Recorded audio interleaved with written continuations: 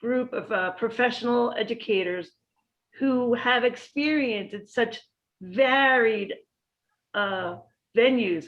So I think what you bring to the table is experience and a knowledge base that we could all really learn from. So thank you, everybody. I'm just so happy you're all here.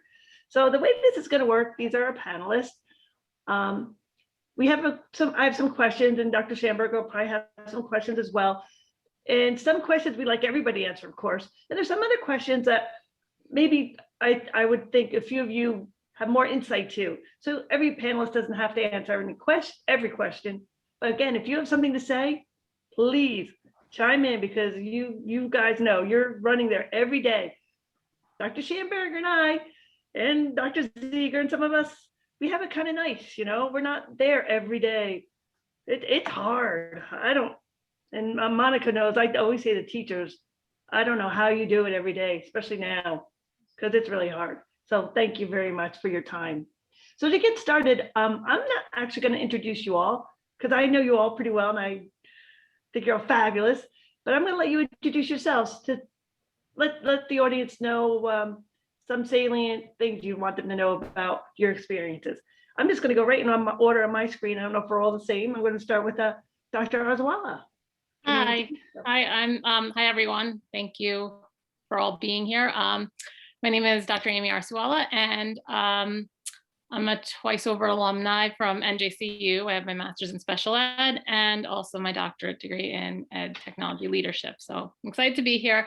I was a special ed teacher for about 10 years, a special ed middle school math teacher. I loved it, but I also love technology. So after my doctoral degree, I actually left the classroom, and now I'm an instructional technology coach. So I support all the teachers and staff on integrating technology in the classroom, providing PD and support in that way. But I've also taken over coordinating the STEM program in our middle school for the last couple of years. And recently, actually, with some mentoring from Dr. Emmerman, I actually started doing a lot of assistive technology evaluations, which have been popping up more in our school recently. So that's a little bit about myself. Thank you, Amy. And Amy's starting to present a lot through New Jersey and done a wonderful job. So if you catch her at NJEA or CEC, I would jump in, because she knows a lot about accessibility features. Thank you. Thanks. Monica? Hi, everybody. Thank you for having me, Tracy. My name is Monica Ahern. I am the Director of Special Services for Roselle Public Schools. I have my special education degree. I also have my administration certification. I've been a principal, director of special services, special education teacher, learning disabilities teacher consultant, and I've had the great opportunity of working with NJCIE and Tracy for about 7 years now, as we brought our collaborative consultation teaching model into Roselle. So, and Michelle has been working with us as well. So we've been working on that for a long time. So that is pretty much kept us busy up until COVID. And now we are working hard on keeping inclusion and equity in the classroom through COVID and moving forward past COVID. Thank you, Monica. And I think I forgot to mention, and Dr. Schamberg too, that this is about technology and special education, exactly what you just said, Monica. Where do we go from here? I think we have a lot of lessons we learned, and we have special lessons, right? And where do we go? And that's what this is all about. Thanks. Laszlo, Dr. Pokorny? Hi, yes, my name is Laszlo Pokorny, and I completed my doctorate at NJCU in the Department of Ed Tech.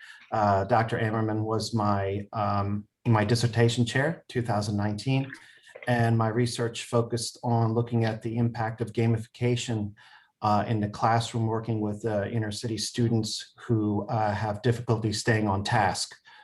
And so I've been teaching in the inner city for about 10 years in Trenton Public Schools.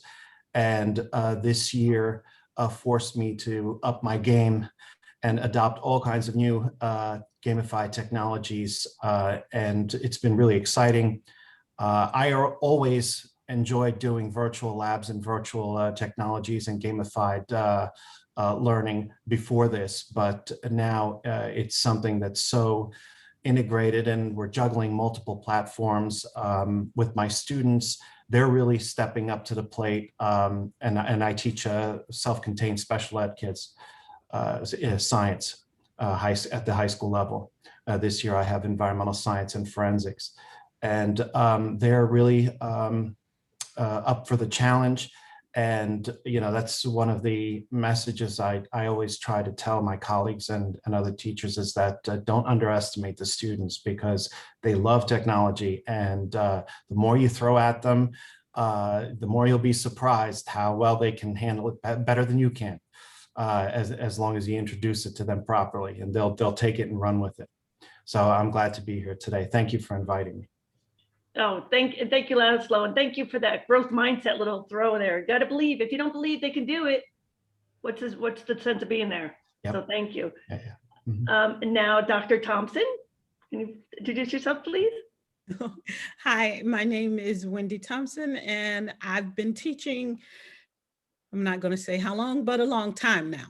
And my specialty is the integration of technology with students in a self-contained setting, students with multiple disabilities. And how can we use the technology to help our students grow and gain? And I think the one thing I want to get across during this panel is that, yes, this last year has been a very difficult year, but we have seen success and we have learned lessons. And some of those lessons are things that I will take back to the classroom with me on May 3rd when we return. And some of the things are lessons that I'll take back and say, oh, I know now I need to let that go. And but I've been also working as the president of an NJ CART, which is the New Jersey Coalition for the Advancement of Assistive and Rehabilitation Technology in New Jersey. It's an organization that supports educators, users, parents, in any group who wants to learn more about assistive technology. We're here to offer, and there's so many people in this organization with so much knowledge that are willing to give it to you for free. I'm all about the free. So whatever I can do to help others is what I'm here to do. And I think this is a great opportunity to get the knowledge out there and to share the experiences that we've all had over the past year. So thank you for inviting me, and I can't wait. Thank you very much, Wendy. Wendy is really downplaying her role as a teacher in a private school for kids with multiple and significant disabilities, and she's done it forever. Sorry, Wendy, you've done it for a long time, and she's just a wonderful teacher in that school. You walk in and you just feel the warmth, so it's wonderful. And now I'd like to introduce Michelle Lockwood. Michelle. Hello, I'm Michelle Lockwood. I work for a statewide nonprofit organization called NJCIE, or New Jersey Coalition for Inclusive Education. My title with the organization is Director of Positive Behavior Support Services. So typically within my role, we support various school districts across the state of New Jersey in supporting their students with disabilities in the least restrictive environment. I'll provide a lot of the behavioral assistance in terms of helping schools get individual student systems up and running, or looking at tiered behavioral supports. I also provide through the organization inclusion facilitation for students with very complex needs, because sometimes districts need a little bit of help in planning in how to support those learners within a public school setting. So do that as well. I've been with that organization for probably about 14 or so years. And prior to that, I was not in New Jersey, I was in Maryland. I worked for Howard County Public Schools as a countywide support person, providing behavioral support. Did that for now I don't want to tell you how many years, because now the numbers are adding up. But then prior to that, I worked for Johns Hopkins Bayview, providing community and mental health services. Good. Thank you, Michelle. And I respect you all as professionals, and I go back to calling you by your first names because you're all my friends. So don't take anything else like just because you're my friends. So you know what, Wendy, you brought up a good point. How has your district been functioning for the fall and now moving forward? Were they remote in the fall? Are they going back to in person? Wendy said you're going back on May 3rd. Yes, we've been remote since March of last year. Okay. And we are scheduled to return on May 3rd of this year. I have to give credit to where credit is due. We hit the ground running last March as soon as they gave us the directive that we would be going online through Zoom. Our building was set and ready to go within a week of the time that we were displaced, as I like to call it. And that, I think, is due to the type of programming we had in place prior. We were already a Seesaw for School. So we had a way of getting information out to our students and our parents. Our tech supervisor hit the ground and hand delivered devices to each student who needed a device. And she did it constantly throughout the year that we've been home. We've all done, and I think this is the beauty of the A. Harry Moore program. Everyone pitched in and did whatever it took to make sure the students were getting the best service that they could possibly get. And with that in place, we were up, running, and providing services immediately. So it's been a hard road, but we're doing it. I think you're making some people jealous when you guys were ready to go. They knew, they were on the forefront. Amy, what about your district? We went hybrid by November, so we were virtual. And then, of course, we took off for the holidays, and then we've been hybrid since like mid-Jan. And they're bringing in more students, I think, actually next week. Because we had like every other week students would, like a blue group and a yellow group. Right. Now they're merging the two, and we're kind of preparing for that as well. So All right. slowly but surely. And I mean, it was a good transition. It was, large district, so they needed to make sure everything was in place. Like every student had what they needed. Training for the teachers. We just got Seesaw this year too in the fall, but we had to put the training in place as well as Zoom, and we introduced so many different things in September. So, but I think we're good now. Everything's been going pretty smooth. Well, it's interesting going from a large district. I'm going to ask Monica, who's from not a large district. True. So, We have been remote since last March, and we're going to start hybrid on Monday. So we're very excited to have our students back. Although we're going to have a very small, I think not even 1/3 of our students are coming back, but they're coming back. And we went to Schoology in September, which was a huge learning curve for our staff to use Schoology. So we've been working with the teachers to get them ready to be doing the hybrid teaching, because they'll be teaching in person and online with the students. So that's been also a learning curve. We weren't as ready as Wendy, but I think I'm very proud of the fact that we got moving really quick. So we weren't up and ready, but we hit that curve pretty fast and we got moving really quickly. So we're excited to have the kids back, and we're planning for a full person, very large ESY summer program to hopefully get everybody rolling again, to move forward for September. and remember I said this is a diverse, interesting group. So Monica is an administrator, and we talked in the summer, and immediately she's like, how can we do things better than they've been done? Now we have to do something, right? How can we make it even better? How do we deliver services in a more comprehensive way? And it was a great conversation. It wasn't being, reactive. It was being proactive based on the reaction you had to have.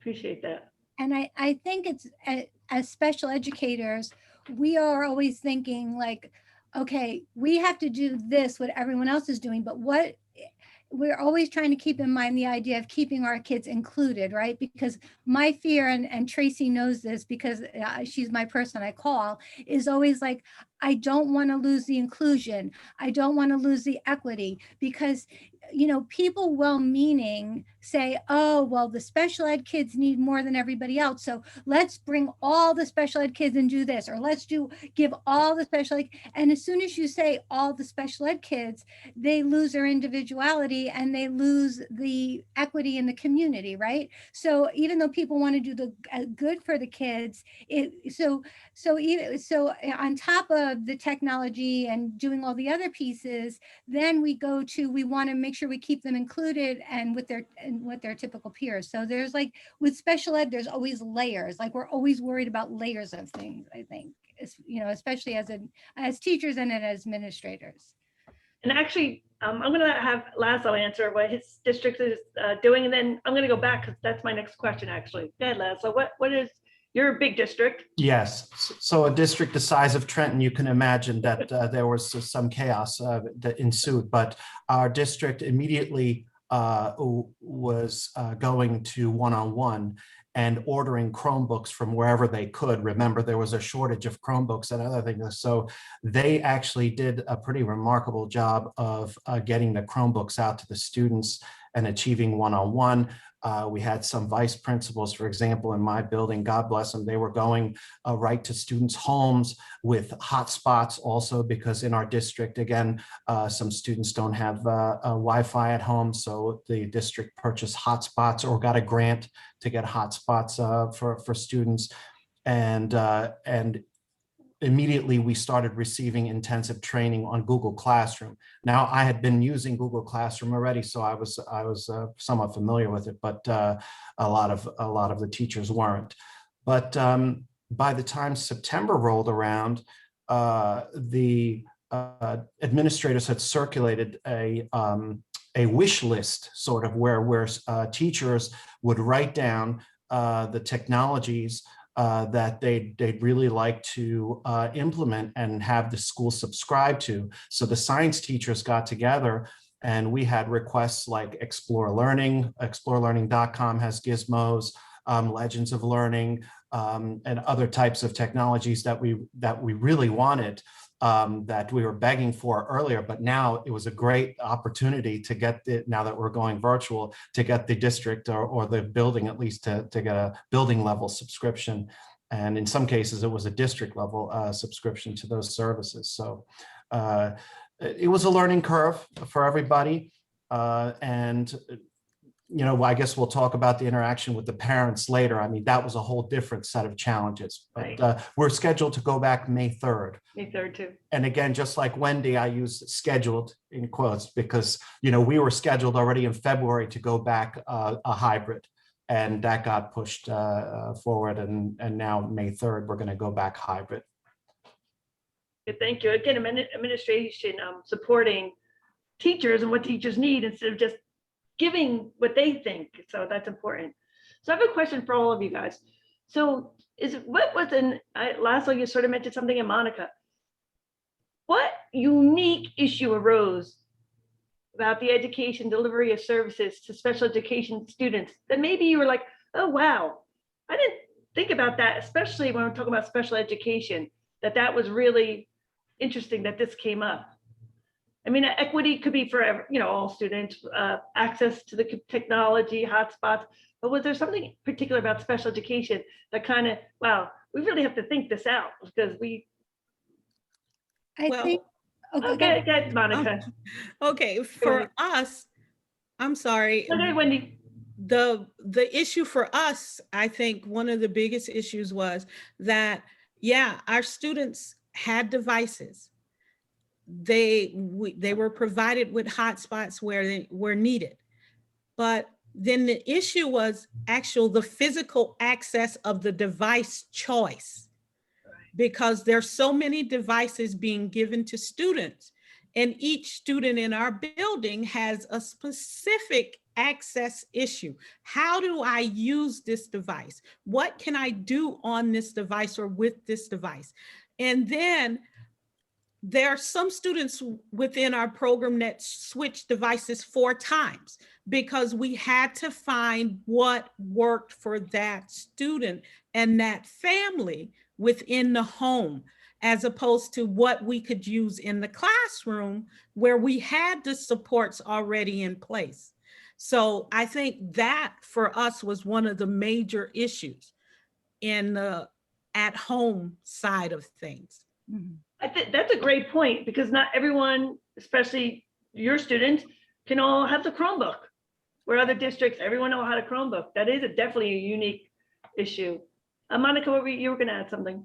I think, you know, because we run pre-K to 12, so we have the full gamut, and we also have some students with severe multiple disabilities. So we saw a lot of different issues. I mean, obviously, you know, we saw like our kids coming in from early intervention who were just turning 3. Now, early intervention wasn't able to send anybody into the home, right? So they didn't have any services. So, you know, a child just turning 3 isn't really going to be able to sit in front of the computer. It took our ABA therapists and our behaviors did a great job finally getting them to be able to use the boom carts, but it took a while, right? So those things. But another learning curve we found was in the high school, because our students in our MD classes are all included in specials in science and social studies with their typical peers. Those teachers were having a hard time with classroom management in the Schoology setting. Now, Schoology, if you're familiar with it, the kids can't see each other, only the teacher can see the kids. So the socialization piece is missing. And then the whole classroom management piece was very difficult, right? So we had to like stop, time out, and then have our MD teachers and our MD supervisor give those gen ed teachers PD on classroom management and working with the MD kids, because what they were doing was saying to the para, oh, go into a breakout room and work on this with the kids. But that defeats the purpose of including those kids in the class, right? So we're like, no, time out. How are we going to rework this? And it took some PD, and we got there pretty quick, but it was like, oh, we never even thought of that, right? That this was going to be a whole new set of challenges for PD for those kids. Yeah, that's definitely unique to special education, to the students. And again, and I generally think people try to do what they feel is right. They felt like they wanted to, but they have to think about the whole picture. Anybody else?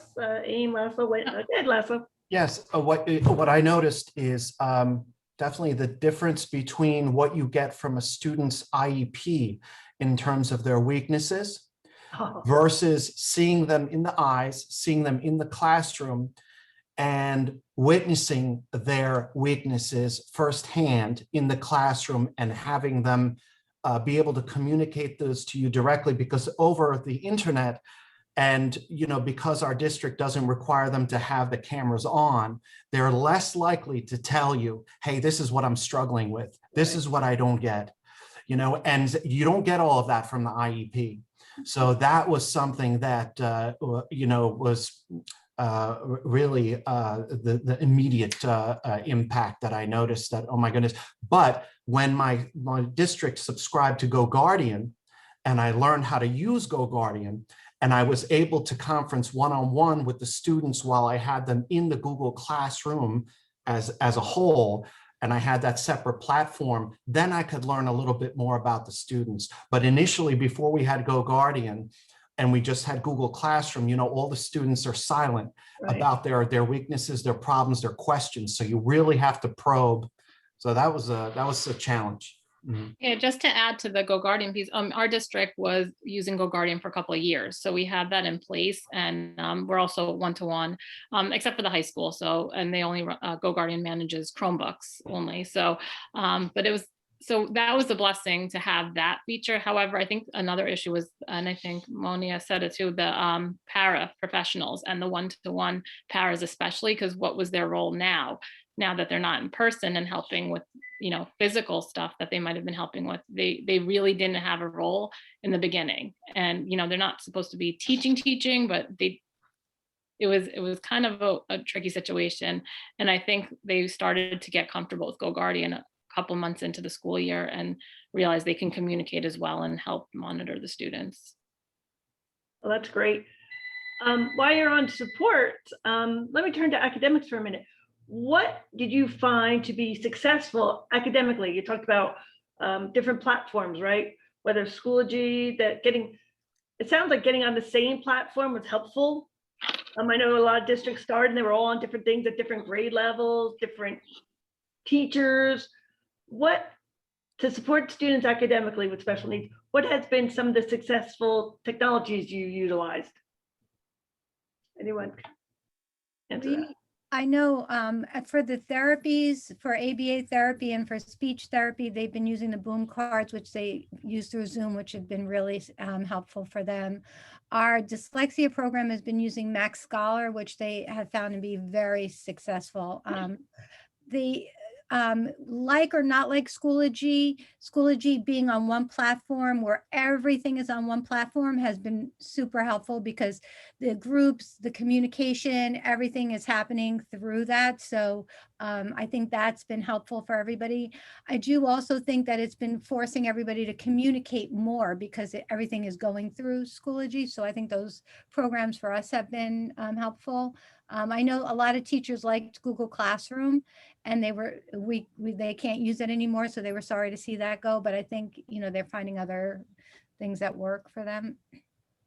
Well, for us, we've been using Seesaw for Schools, and we also have been using boom cards. I do like them. Bamboozle, if you haven't used that, it's a great gamification way of getting complete involvement from everyone. One of the other things for language arts and phonics-based instruction, we've been using Lalio. It's one of my favorite programs, I have to say, because it personalizes the instruction for the students.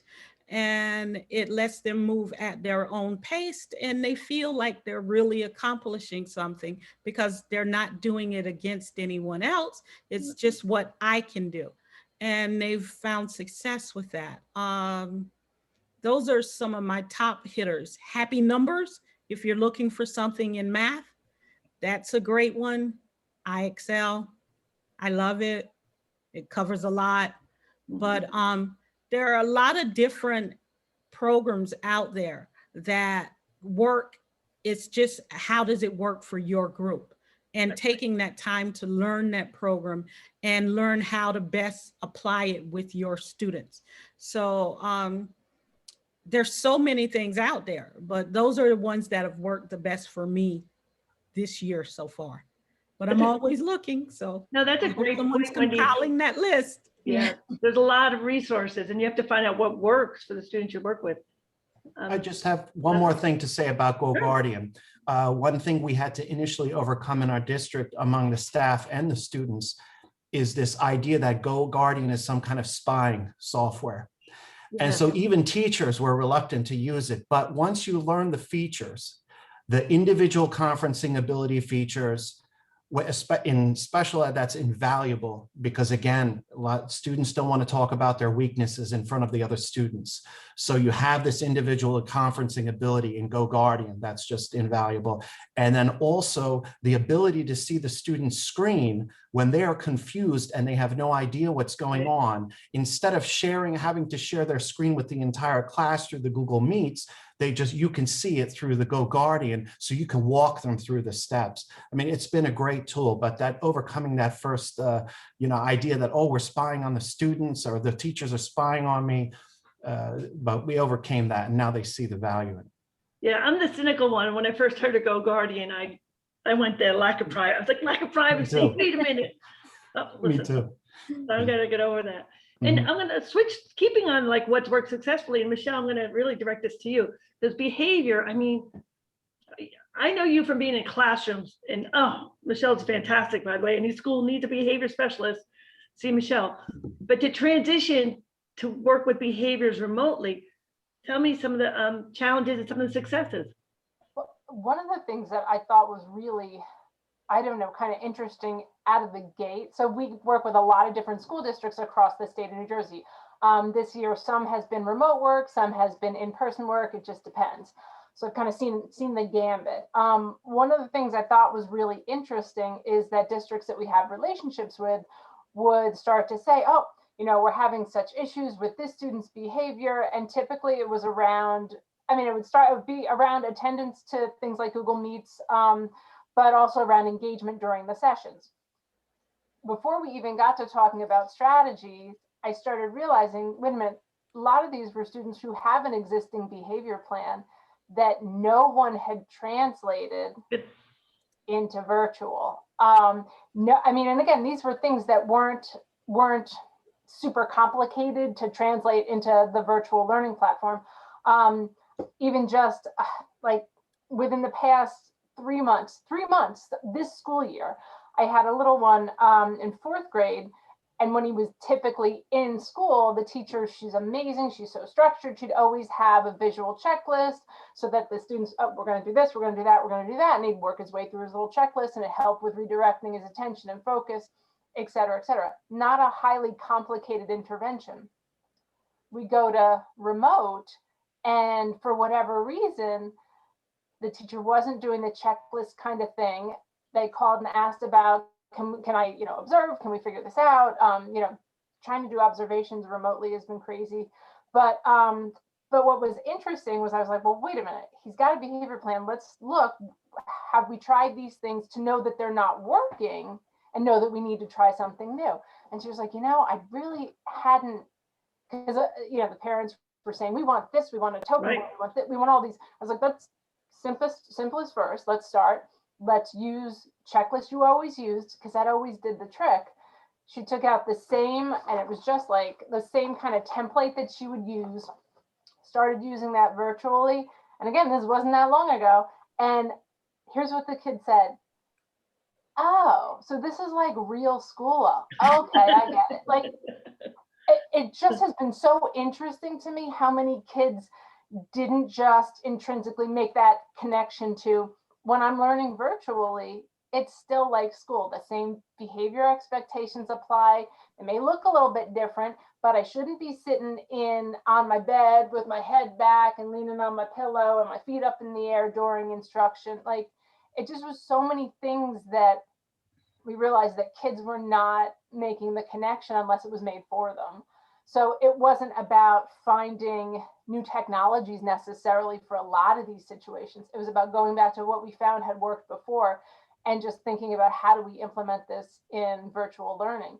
Even just silly things like, I had one teacher early in the year, she turned her, young teacher, awesome, turned her whole kind of back wall into this whiteboard so she could do the same little reward system she always did when the kids were there, where she's giving points to each group. And again, it's not complicated technologically speaking, but it was familiar to the kids. And so seeing this, they fell right into their patterns, because there's so much that seems like it's not been familiar this year. Everything seems like it's changing, it's unpredictable, it's inconsistent. That's a good point. And how many times do we talk about the rules, making them let them see the rules, practice the rules in different situations. Did people practice those routines and rules in virtual? I'm not so sure, And that's the thing, what I ended up having to do, and actually, if anybody's interested, I can put it in the chat, because anything I've ever worked on or developed, people are super welcome to access. What I ended up doing is trying to create different resources on Padlet to help teachers with that, so that they don't have, so around, like, if you have school-wide behavior expectations of being respectful, responsible, and safe, how do we translate that to virtual learning? So it's the same kind of global expectations, but the examples are specific to signing on to Google Classroom or blah, blah, blah. So I put together a lot of different things for that.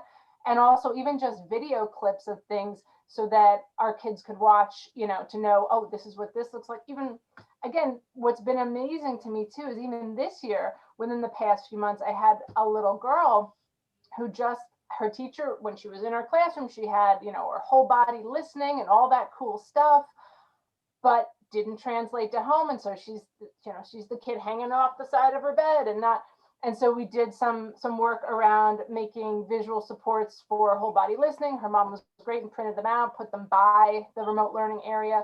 I went up on Padlet and put little video clips of what it looks like, just to really make sure that the kids understood what these expectations look like when they're translated into virtual learning, but that a lot of the same expectations still would apply. I found that was somewhat helpful for people, even just for, I started doing something else for, like I did a different Padlet for parents on facilitating learning from home. Actually, I could put that one in the chat too, if anybody wants it. By the way, Michelle is putting, some people asked, and they're going in the chat, the links to the Padlet resources. So please go back in the chat a little bit, but Michelle has put them there. And I can Thank you send for out, sharing. I mean, if you give me an email, I'll give you a list of all the different, I went Padlet crazy because I felt like this is the only way, my Google Drive is so full, it's like full to burst, but this way I can make sure people, anybody who wants it can have access to some of the things we were putting together, just because it was difficult. I mean, one of the things that I found that I thought was really interesting was that with parents being the facilitators of learning from home, yes, it's super difficult for families. That's beyond. But the positive takeaway that I've been finding is for all these students with disabilities that I felt like we need to focus more on independence. They have aides doing so much for them, that everybody's doing so much for them in terms of facilitating their learning when we've been physically in the building. This really helped make the point to everyone that look how much adult assistance we actually were providing, because look what happens when it's not happening. Let's develop a plan for addressing it. So that was one positive piece to this whole pandemic and student behavior issues that have come up, that we've realized the need for really focusing on independence. So yeah, it makes you realize those deficits. We talk independence all the time in classrooms, but they can't see it. But that was a good opportunity for someone to step aside and say, uh-oh, they rely on us too much. Yeah.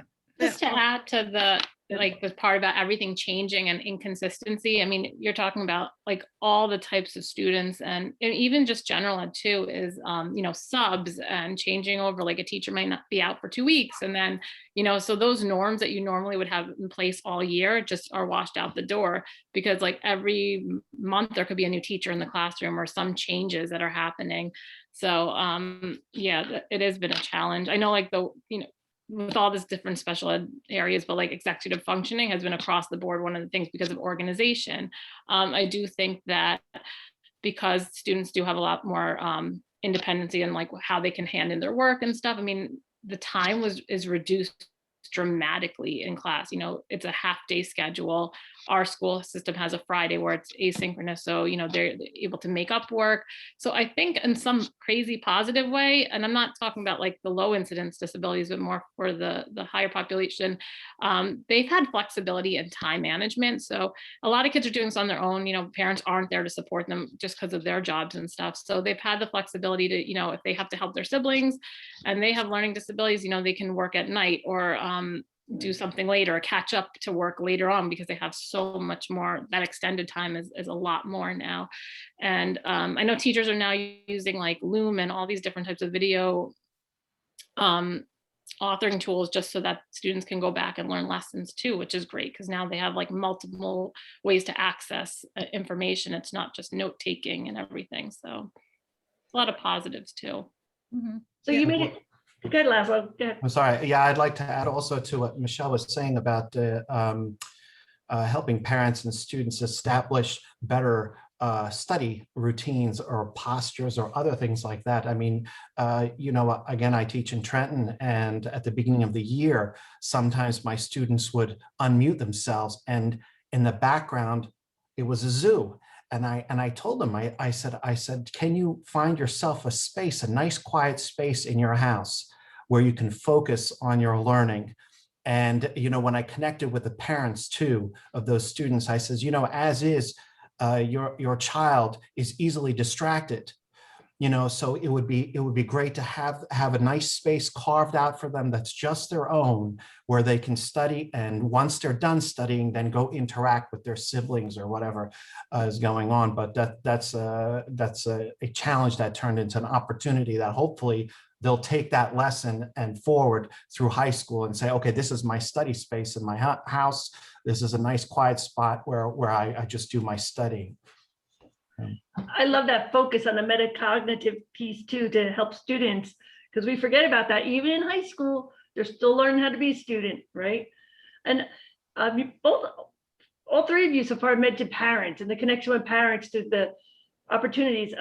Monica, Wendy, I'm interested how you feel, what's happening with parents of our students and IEP meetings and what's worked.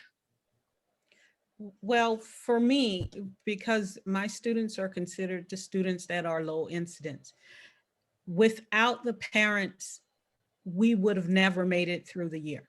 Right.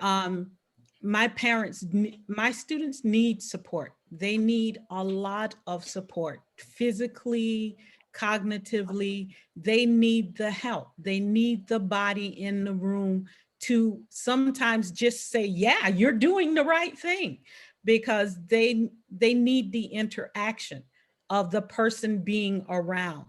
And for us, that was in some ways the most difficult part of the transition, because families have a lot going on in the home, and not every parent can sit for the time that you're in school with their child those hours. But learning to work on a schedule with parents, I give my parents so much praise. I've always thought highly of my parents, but watching the interactions, because we're on Zoom and we see what happens in the home. We see parents dealing with the behaviors. We see parents assisting with the work. We see parents being fully involved in their students' learning. And it was beautiful. In some ways, it was absolutely beautiful. It reaffirmed that what you're doing matters. It matters not just to that kid, but to that kid's family. Parents were learning how to work with their kids and excited about it. And for me, that I think was the high point of this entire process.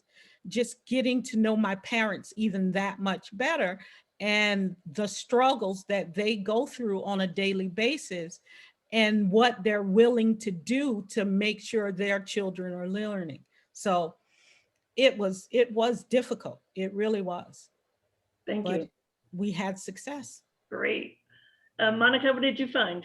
I mean, again, a lot of what Wendy said about the parents working with the kids, to speak about IEP meetings, I think that having virtual IEP meetings for a district like Roselle has improved our parent participation. Yeah.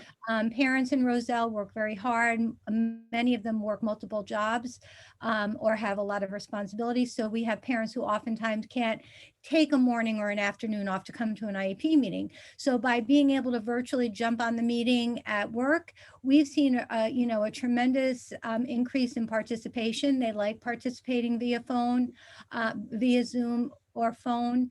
Also, it has caused them to check their emails more. What we did right away in March is we set up a regimented check-in. So case managers had to check in every other week with their parents, teachers had to check in. And so parents had to give us a preferred method of communication. We updated phones numbers, we updated email. So I think to take a positive away from this, our communication with parents has gotten better because we've been all communicating more, right? Because we're not together. But, in a district like mine where a lot of parents work and we didn't have that face-to-face, we now are communicating with people we didn't always get to see. So on that note, and again, a lot with what Wendy said, I think it's been great for parents. I think too, sometimes some parents may not have been ready to acknowledge the level of disability that their child had. And this really helped them to come to some realization of, okay, maybe I need to be more realistic in my future planning for my child because, they're not, maybe a college bound student, but maybe going to do something else. So I think, or, the parent who wanted their kid on grade level by the end of the year and they're, 3 grade levels below, uh, this helped them to realize a little bit what was going on. So I think there's a lot of positive takeaways from it. It sounds like that's something you want to keep going as we move forward, even if we go all face to face by September, that communication of various ways to communicate. Absolutely. And we're hoping Go ahead. he lets us keep the virtual. I know they were like a little bit like this, but I'm hoping they let us keep those virtual meetings. Like you said, hard to reach parents, it's a way. What about the other people? What do you think it's something you want to see kept? Like you learned from this that this piece of technology or this system needs to stay no matter when we go back to face to face or not. Oh, definitely parent-teacher conferences being Okay. Virtual, because the parents who can't travel or they need to watch their kids and at late at night and stuff. We had such an increase in parent-teacher conferences and participation. Continuing to monitor the students with GoGuardian and all that stuff. We definitely keep that. I think all the tools that now we have with technology that allow students to participate in different ways, because like we said, we don't force our students. I didn't mention that we're in Franklin Township in Somerset, which is diverse, but it's also diverse socioeconomically as well. So we have like hotspots given to lots of homes as well. But as I was mentioning, there's just a lot of opportunities for students to participate in different ways now that they couldn't in the past with like, jam boards. And I wrote down the other one that we use, Pear Deck. And I think students are now exploring accessibility features more often, even though the Chromebooks don't have the best ones. You'd be surprised that they've already been using it before teachers even knew that they existed in there and were telling them to use it. So they're finding ways, little by little. Lassa, what would you like to see continued? Oh, well, I would love to see the fact that most of the instruction is done online still, and assignments are submitted online because, we have a problem with absences in my district, especially among the special needs kids. And compared with or paired with the increased frequency of communicating with parents, now we can hold the students accountable and say, look, you have your one-on-one device, you have your assignment on home that you can complete and submit through Google Classroom. I'm in contact with your parents and I'm reminding them that these are the assignments you have due. And just because you're out for one reason or the other, you're still held accountable for your work that you should complete. So I think this has ushered in like a new era of accountability also by going online, which is great. Yeah, I think so, because the old parent, whether it's Genesis or whatever you guys use for parents, teachers don't keep up with that. So either we're yelling at our kids or I just ignore it as a parent. So I think that's a good point. Wendy, what would you like to see continued?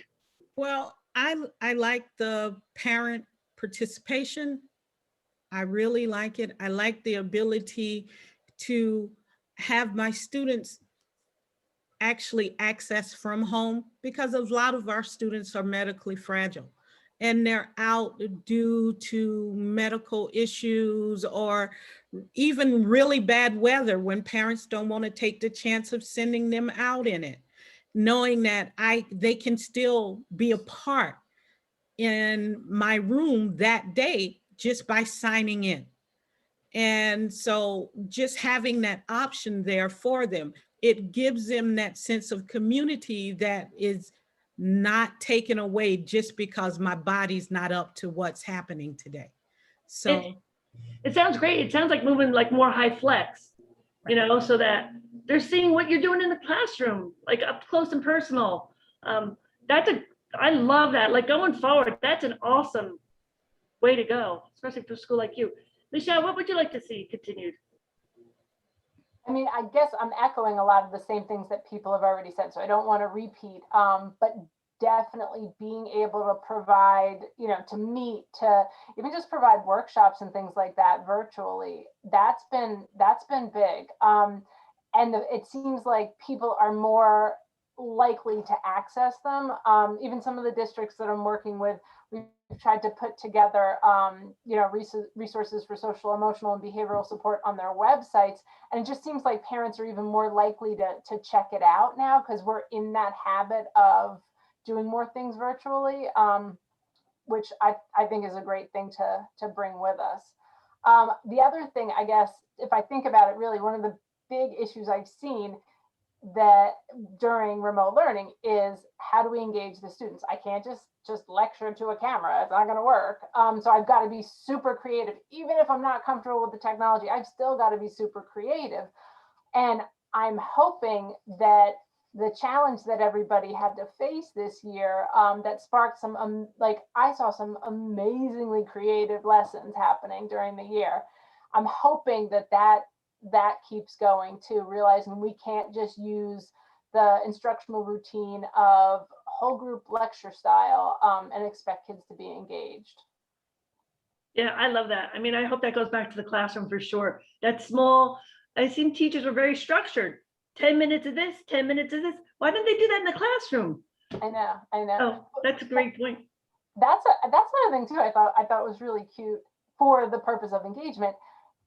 Now, a lot of times when I'm talking with teachers of middle school, but especially high school age kids, if I start talking about like brain breaks or movements or things like that, people want to throw rocks at me, because that's not appropriate for our age group. But I found people were a little more open to that sort of thing. And then when I could put together materials for them to use that were super age appropriate, and even had like video clip examples of high school age students doing these cute little activities, not Go Noodle or the things you use with little kids, but just little activities to give their brain a break at regular intervals for the purposes of self-regulating attention and focus. People were kind of more open to that, which I think is a good thing as well. I made some little virtual choice boards where they can click on different things. And people were like, okay. People who had given me a hard time before were now more interested in that sort of thing. So people are asking if you could share any of those videos or anything, links to those, if you don't mind. Here's what I'll do. I'll put together an email with everything, and then say, this stuff's in here, or that stuff's in there. Great. If there's something specific like this, send it to Chris and Tracy. Yeah. Does that make sense? Yeah, send it to I'll us. have everyone's That'd be okay. great. Anybody is always, in the meantime, is welcome to email me, and I'll respond immediately. Yeah, why don't you type your email? In fact, why don't all you guys type your emails in the chat, because you never know, people, you guys are very generous with your time. I mean, look, you're here. But we can help each other. We're like a community, I feel. So Definitely. Chris, is there, you did a great job running that chat, buddy. I watched it on the side. I couldn't read everything, but you're doing great. Is there anything you wanted to bring up that came up in the chat or to the panel? For me, yeah, it was great material to work with. I mean, my mind was just rolling, and I want to give a shout out to the attendees. Their ideas and their questions were so rock solid. What I'm going to do is give me about a week or two, but we'll save this as a video, but I'll also save it as a transcript. I'll take out people's personal names because they didn't sign up for that, but I'll keep the chat transcript That's also. great. So we'll have everything in one spot. Again, I won't put anyone's name in it, but if you want to get a snapshot of the chat and the text of what was said, I'll share that along with the video. We're promoting you at the circus. You could lead the elephants now. You know how work works. I wound up having to do both. So. It's true. I'm going to ask my panelists if they'd like to leave the attendees with a word of how do you feel like things are going to move forward for special ed? You're optimistic, and what's a piece of advice or a takeaway you would like them to leave with? Well, I guess I can start that off. Good, Wendy.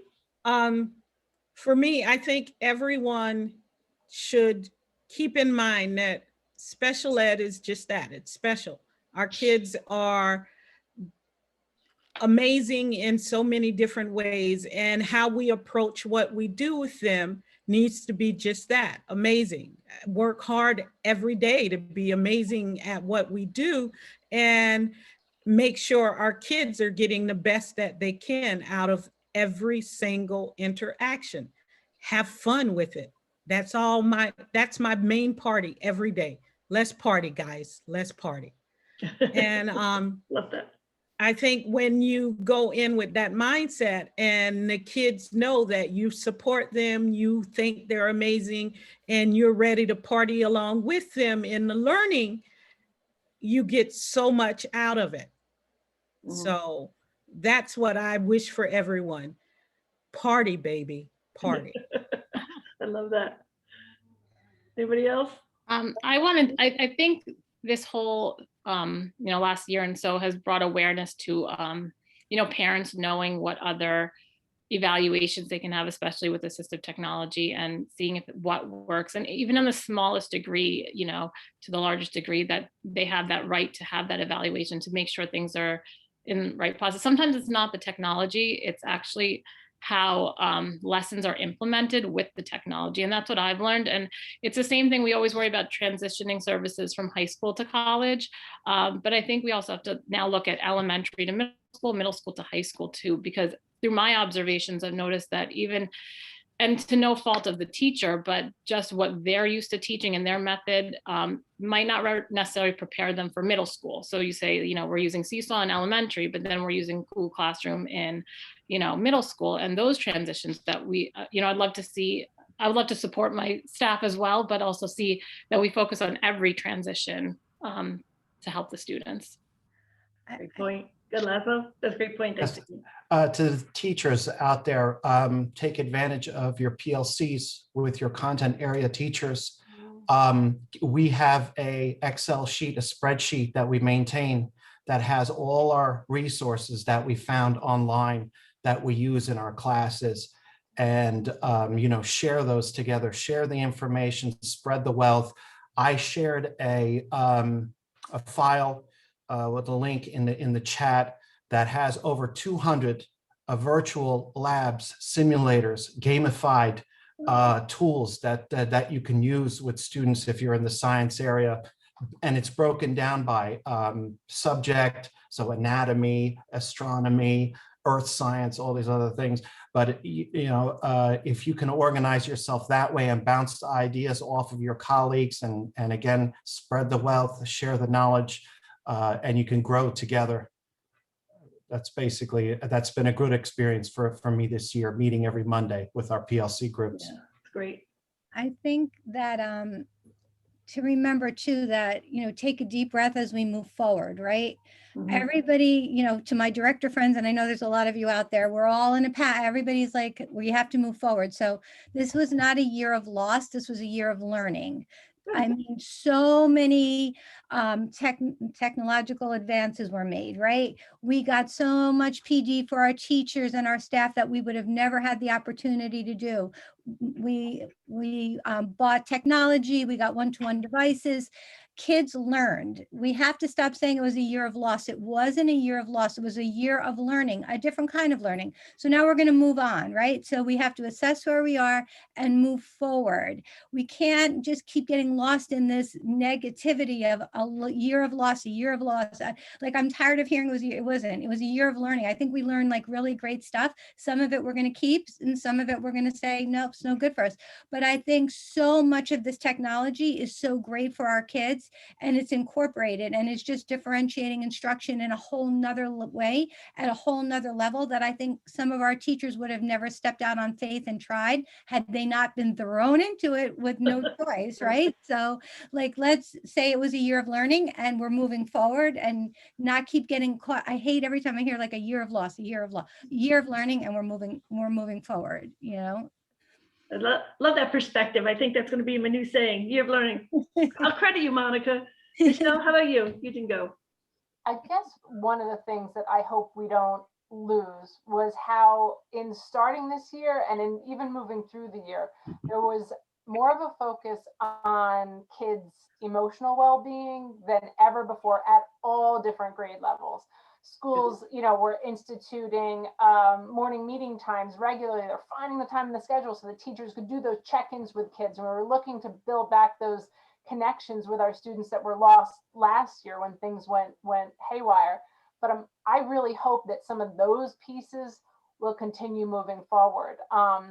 And that schools will figure out ways to integrate that into what they're doing regularly. I think That's a great point.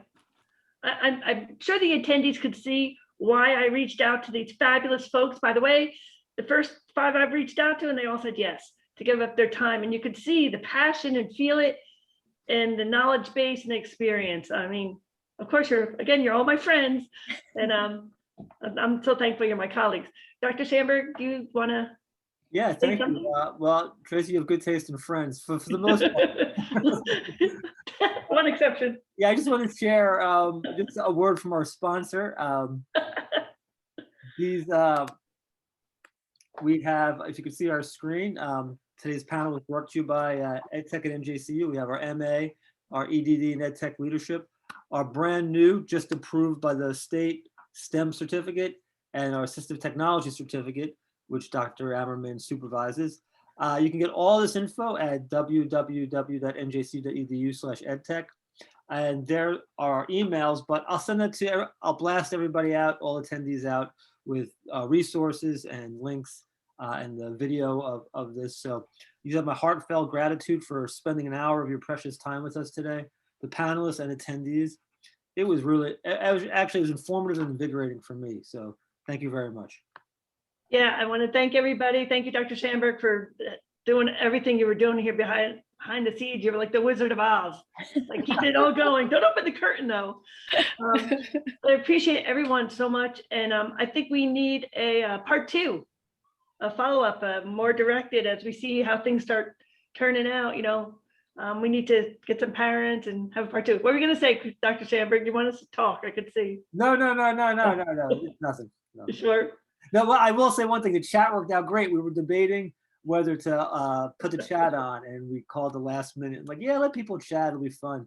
And I really had a great time with it. So yeah, I was going to pat Tracy on the back for the chat idea. That wasn't my idea. It was his. Anyway, thank you guys again. Thanks to panelists and attendees. I loved watching that chat. A lot of great conversation was going on, everybody. So really appreciate it. We look forward to seeing what's coming next. And we'll stay in touch, and we'll have part 2. Thank you. Thank you for Thank you having so us. much. Everybody have a great Have a night. great day, everybody. Thank you for having me. Thank you so much. Bye. Thank you. Bye-bye. Bye-bye.